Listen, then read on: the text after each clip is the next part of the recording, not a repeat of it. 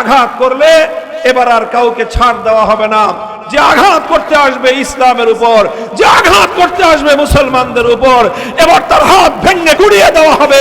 এখন থেকে পাল্টা আঘাত করা হবে। নারায়ে তাকবীর, নারায়ে তাকবীর। দিয়েছি তো রক্ত, আরো দেব রক্ত।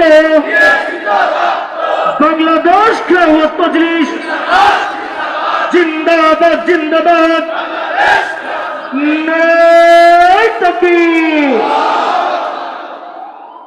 মুহতারাম হাজিরিন, রাসূল সাল্লাল্লাহু আলাইহি ওয়াসাল্লামের জিন্দেগীর, নবী আকরাম সাল্লাল্লাহু আলাইহি ওয়াসাল্লামের জীবনের তৃতীয় গুরুত্বপূর্ণ সিদ্ধান্ত যেটা ছিল, তৃতীয় গুরুত্বপূর্ণ সিদ্ধান্ত ছিল সুলহে হুদাইবিয়া, হুদাইবিয়ার সন্ধি।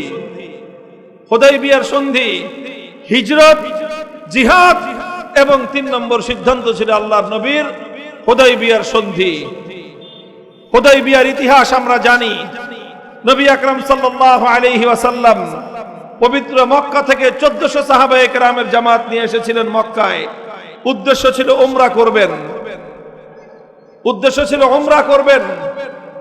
কিন্তু মক্কার কুরাইশ, কাফেররা, মুশরিকরা নবীজিকে বাধা দিল। সেখানে একটা যুদ্ধের পরিস্থিতি তৈরি হলো। নবী আকরাম সাল্লাল্লাহু আলাইহি ওয়াসাল্লাম সাহাবায়ে কেরামের কাছ থেকে শপথ গ্রহণ করেছিলেন যে উদ্দেশ্য সাধন করার জন্য, মঞ্জিল পর্যন্ত পৌঁছার জন্য হয় আমরা উদ্দেশ্য সাধন করব, না হয় জীবনের পতন ঘটাবো।